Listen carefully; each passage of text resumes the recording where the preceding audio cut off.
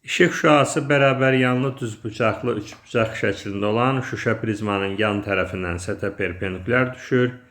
Prizmada sındıqdan sonra hansı istiqamətdə yayılır?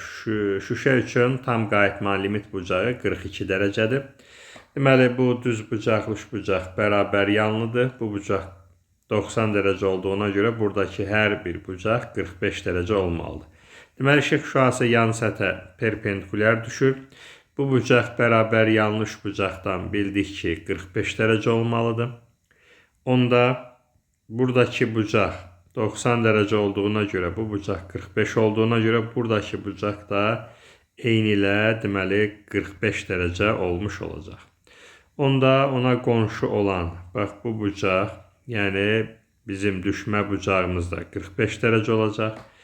45 dərəcədə 42-dən böyük olduğuna görə tam daxili qayıtma hadisəsi baş verdiyinə görə artıq işıq ikinci mühitə keçə bilməz.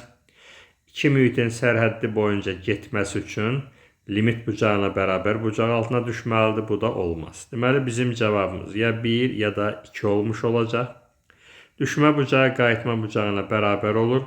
Onda bu bizdə düşən şüa bura olacaq düşmə bucağı.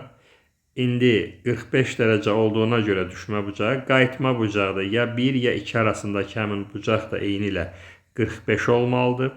Burada bucaq 90, demək bu tərəfdə 90, burada 90.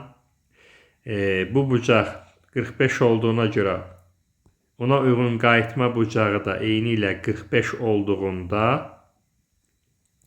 artıq ikisi bir yerdə 90 bitmiş olacaq. Deməli, həmin işıq şüası bax bu səthədə perpendikulyar düşmüş olacaq. Yəni doğru cavab C bəndi 1 şüası.